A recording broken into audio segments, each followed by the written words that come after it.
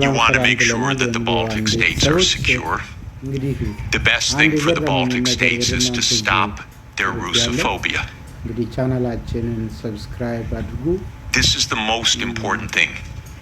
Estonia has about 25% Russian citizens, or Russian-speaking citizens, ethnic Russians. Latvia the same. Don't provoke the neighbor. That's all. This is not heard. It really isn't heard. And again, I want to explain my point of view. I have helped these countries, the ones I'm talking about, trying to advise. I'm not their enemy. I'm not Putin's puppet. I'm not Putin's apologist.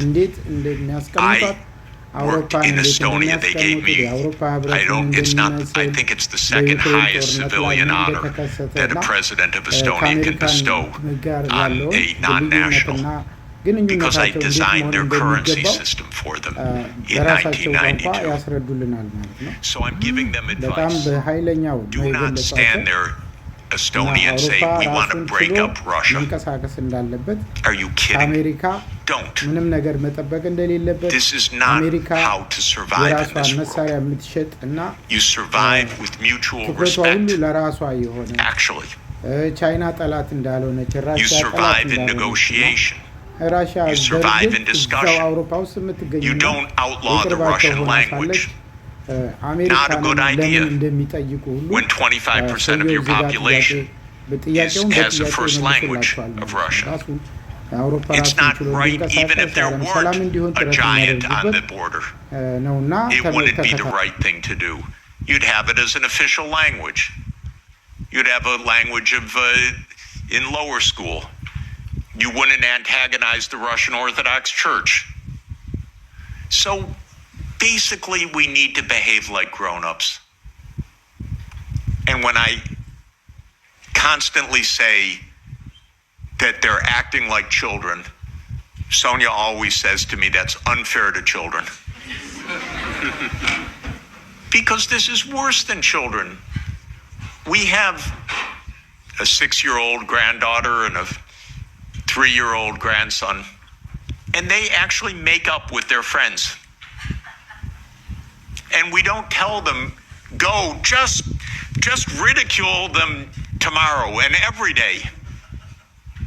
We say, go, give them a hug and go play. And they do.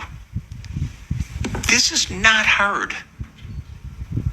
By the way, well, anyway, I won't belabor the point. Thank you.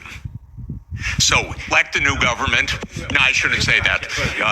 All I should say is change policy. I don't want to have a politically. We don't see exactly eye to eye on this question. So let me give you my own view.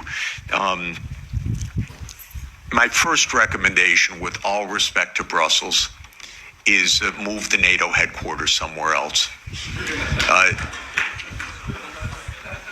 I mean it seriously, because one of the worst parts of European policy right now is a complete confusion of Europe and NATO.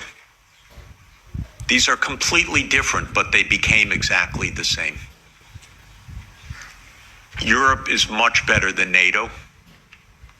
In my opinion, NATO isn't even needed anymore.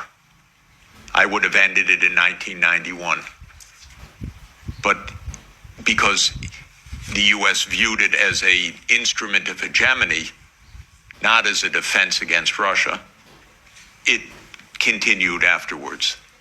But the confusion of NATO and Europe is deadly, because expanding Europe meant expanding NATO, period. And these should have been completely different things. So this is the first point. My own view, again, with all respect to Michael, we only had a brief conversation about it, is that Europe basically should have its own foreign policy and its own military security, its own strategic autonomy, so-called. And it should. I'm in favor of that.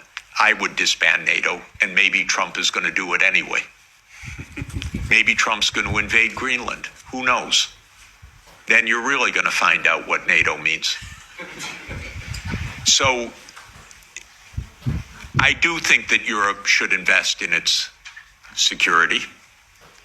5% is outlandish, ridiculous, absurd, completely absurd. No one needs to spend anything like that amount.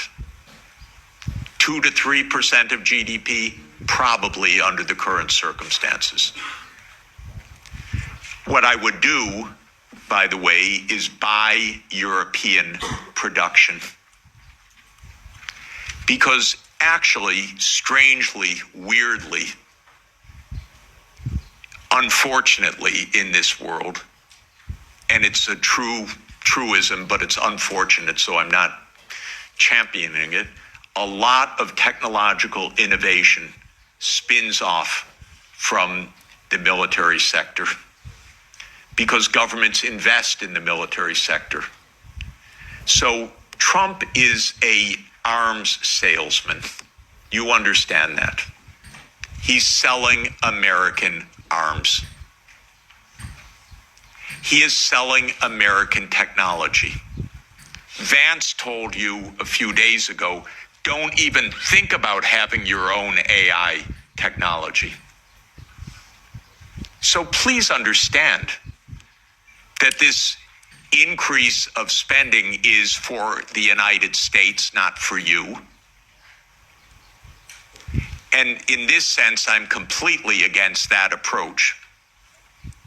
But I would not be against an approach of Europe spending 2 to 3% of GDP for a unified European security structure and invested in Europe and European technology, and not having the United States dictate the use of European technology. It's so interesting. It's the Netherlands that produces the only machines of advanced semiconductors, extreme ultraviolet lithography. It's ASML.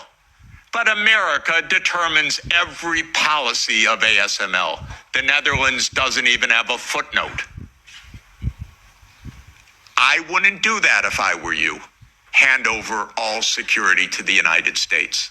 I wouldn't do it. I would have your own security framework, so you can have your own foreign policy framework as well. Europe stands for lots of things that the United States does not stand for.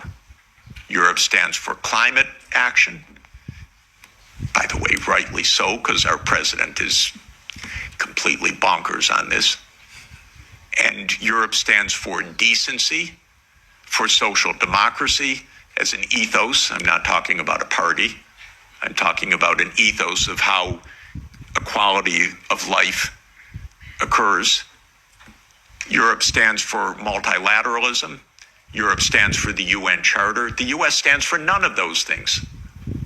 You know that our Secretary of State, Marco Rubio, canceled his trip to South Africa because on the agenda was equality and sustainability. And he said, I'm not getting into that. That is an honest reflection of deep Anglo-Saxon libertarianism. Egalitarianism is not a word of the American lexicon. Sustainable development, not at all. You probably know, by the way, that of the 193 UN member states, 191 have had SDG plans presented as voluntary national reviews. 191. 2 have not. Haiti and the United States of America. The Biden administration wasn't even allowed to say sustainable development goals. The Treasury had a policy not to say sustainable development goals. Okay, I mention all of this because you need your own foreign policy. I issue a report, 2 reports each year. One, the World Happiness Report, And 18 of the top 20 countries, if I remember correctly, are European. This is the highest quality of life in the whole world. So you need your own policy to protect that quality of life. The United States ranks way down. And the other report, where's my colleague Guillaume? Somewhere in the room. There he is. Guillaume Lafortune is the lead author of our annual Sustainable Development Report. And almost all of the top 20 countries are European countries because you believe in this stuff. And that's why you're the happiest, except in geopolitics. But quality of life. So you need your own foreign policy, but you won't have it unless you have your own security. You just won't. And so, and by the way, 27 countries cannot each have their own foreign policy. This is a problem. You need a European foreign policy and a European security structure. And by the way, although Michael assures me it's dead, I was the greatest fan of OSCE and believe that OSCE is the proper framework for European security. It could really work.